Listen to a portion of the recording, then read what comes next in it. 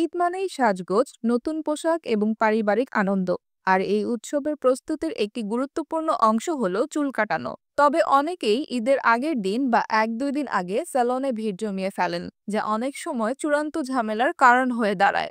বিশেষজ্ঞদের মতে ঈদের অন্তত 7 থেকে 8 দিন আগে চুল কাটানোই সবচেয়ে ভালো সিদ্ধান্ত হতে পারে।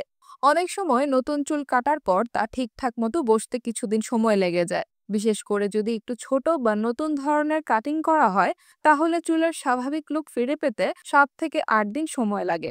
ঈদের আগের 2 থেকে 3 দিন স্যালনগুলোতে থাকে উপচে পড়া ভিড়, দীর্ঘ অপেক্ষা, স্টাইলিস্টদের অতিরিক্ত চাপ এবং সময়ের সংকট। এসবের কারণে তাড়াহুড়োতে আপনার কাঙ্ক্ষিত হেয়ার স্টাইল নাও মিলতে পারে। অনেক সময় নতুন হেয়ার স্টাইল পছন্দ না হলে বা স্টাইলিস্ট কোনো ভুল করলে তা ঠিক করতে কিছুটা সময় দরকার হয়। ঈদের কয়েকদিন আগে চুল কাটলে প্রয়োজনে ছোটখাটো সমন্বয় করা সম্ভব হয়। ঈদের দিন পারফেক্ট ছবি তুলতে চাইলে চুলের নিখুঁত সেটিং দরকার। চুল কাটার 7 থেকে 8 দিন পর সেটি সুন্দরভাবে বসে যায়, ফলে ঈদের দিনে আপনার লুক হবে আরও আকর্ষণীয়।